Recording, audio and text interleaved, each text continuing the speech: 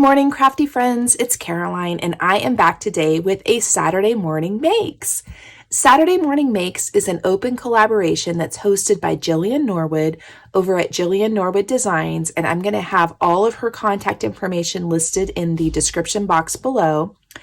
And it is a collaboration where crafters and creators on YouTube can share the things that they're working on Saturday mornings using the hashtag SatMornMakes.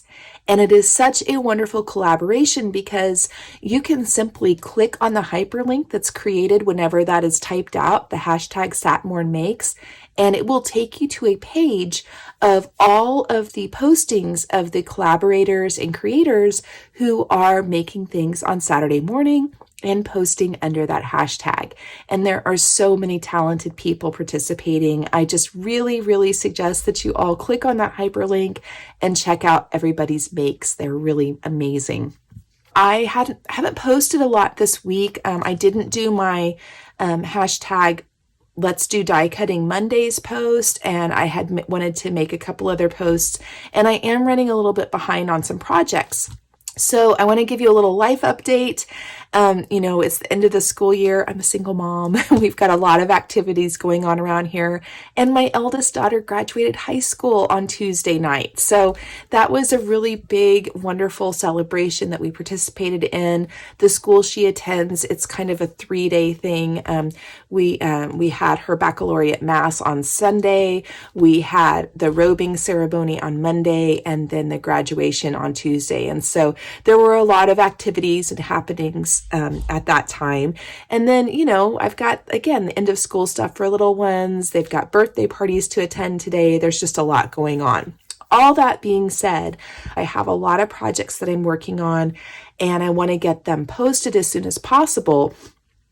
But it would be really helpful for me if you guys could comment in the comments below and let me know which ones you're most interested in. So I know I've got a bee album that I was making from way back in February before life got crazy, and it is a more complicated album, so it's taking a little longer. But that one, I had one woman reached out to me, I think it was on Facebook, to tell me that she was still really interested in that one. I've had several people let me know that they want a tutorial for the accordion hinge spine album that I made for Easter. And then I've also had several people reach out to me that want a tutorial for the 6x6 folio, which is what I made last week using the Pinkberry Blast collection. And so if you'll let me know which ones you're most interested in, that helps me out a lot in sort of prioritizing which ones to tackle first, because my list is getting quite long. So on the folio, though, I will say I'm going to make some changes on that. I'm going to increase the spine to accommodate all the goodness that is inside. So it will be slightly different, but the same. So I hope that helps. All right, so for today's project, actually I probably should have kept the folio out here. I'm using all of the papers that were scraps from that project, the 6x6 folio that I made, as well as the remaining papers from the other paper pack that I kind of went into with that one. So I started off with 13 full-size 6x6 sheets of paper, as well as the scraps that I had from the folio, and I wanted to make some cards. And so I'm going to insert a little video, a little process video here while I explain everything on how I did the stamping for the cards. So when you're going to make a lot of cards, and I knew I wanted to do as many as make on these cards. I wanted to make as many cards as I could with the supplies that I had. I like to create a stamping template to use in my MISTI. Now, how I do that is I start with a piece of paper that is the right size to fit inside of my MISTI. I use whatever die cut shapes I want to use to stamp my images on, and I cut them out of that single piece of paper. And that way, every subsequent die cut shape that I need to stamp on has a little place to live. It has a little template to snuggle up into, so that when I go to stamp those images, it's always going to line up in exactly the right place. And I'm going to be able to do multiple stamped images at the same time. And it makes for really quick work when you're trying to do a large production of things like that. I hope that makes sense. Now for the die cut pieces that I cut out, I used some dies from my stash. One was a tag die. It's this tag die right here. And this, I believe, is from a Queen and Company foundation set. If I can find it, I'll list it in the description below. And the others were some oval dies that are just some nesting dies that basically I have one that I can do the stamping on, and then one that is going to create the matting for me on that. And I don't remember where I got these, but it is one of those things where there's many of them available on the internet. If I can find these exact dies, I'll list them below. Otherwise, I just suggest, find something from your stash that you want to use as well. And then for the stamps themselves, I used several different collections here. I used one time in one of the cards that I made, I used this one that says, "In the cupcake of life, friends are the sprinkles." And this is a vintage affections collection from LDRS. And then I also, let me find that one here. I'll show it to you.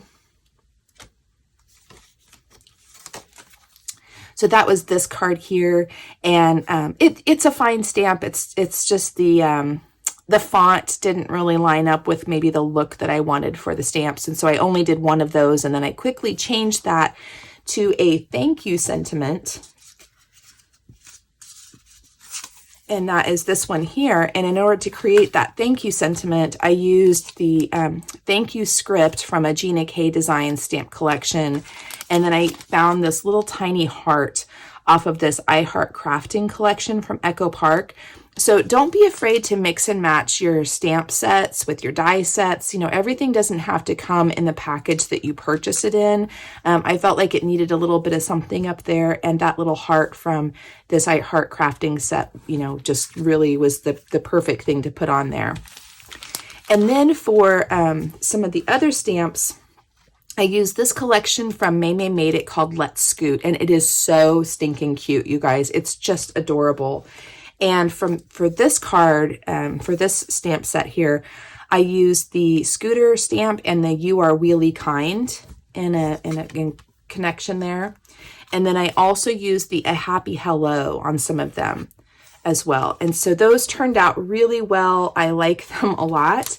And then I also used from this collection here, which is called the Much Obliged collection from MayMay Made It, I used the thanks and the "For All You Do," and created the larger tag, sentiments there like that.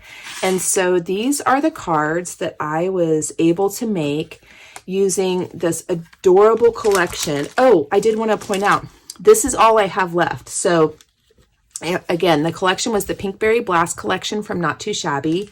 I have one full package of the ephemera left. And then I do have, let me get these over here.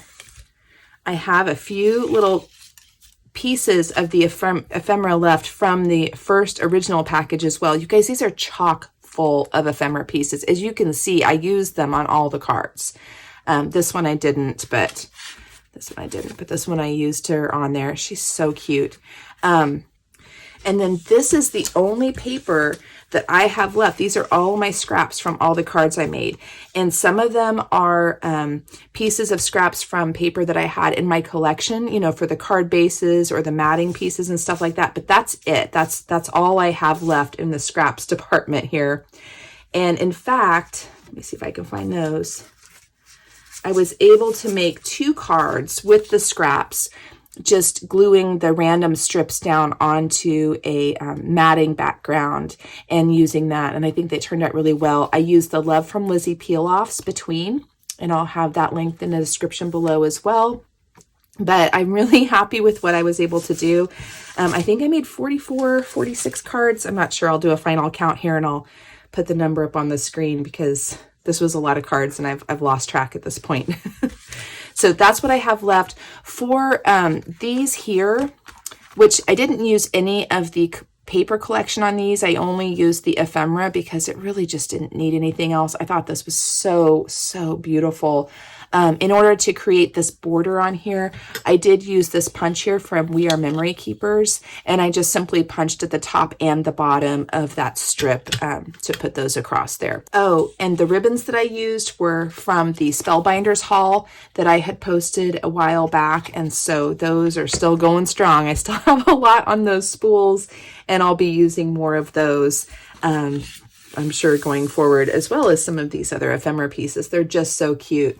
So here's just a quick little rundown of some of the cards that I made.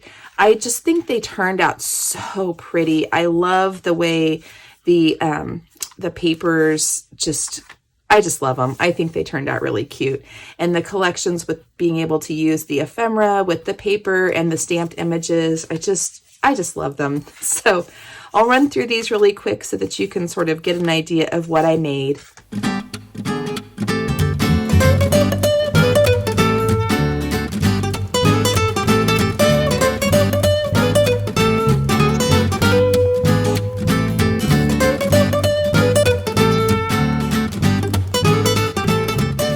So those are all of the cards that I was able to make with all of my leftover papers from the Not2Shabby collection. That was the Pink Berry Blast, after having made that 6x6 folio that I showed in my previous videos. Now, what am I going to do with all these cards? Well, I was thinking that I might make some gift boxes and put them in sets of 6 and list them for sale on Etsy or on my website. I haven't really decided yet, but I thought it might be a good way for me to, generate some funds to buy more craft products and to continue making videos. Let me know what you guys think of that in the comments below as well. I would love to hear your feedback if you think it's a good idea, a bad idea, a meh idea. Maybe you have a story about selling things on Etsy. Maybe you would like to buy some yourself. I'm not really sure if I want to do it on Etsy is the reason I'm hesitating. I've heard some things about the way they're doing things now, and I'm considering just listing them on my website. So I'm not sure how that's going to work. All right, y'all, that's what I've got for you guys today. I hope that you will click on that hyperlink on the hashtag SatMornMakes. Check out Jill's channel. She makes amazing cards and all sorts of other wonderful crafty shares. And when you click on that hyperlink, you'll be able to see all the other crafters and creators and what they're making as well. I hope you guys are having a fantastic day. I hope you're being kind to yourselves, and I hope you're finding some joy in your journey. Thanks so much, y'all. Talk to you later. Bye-bye.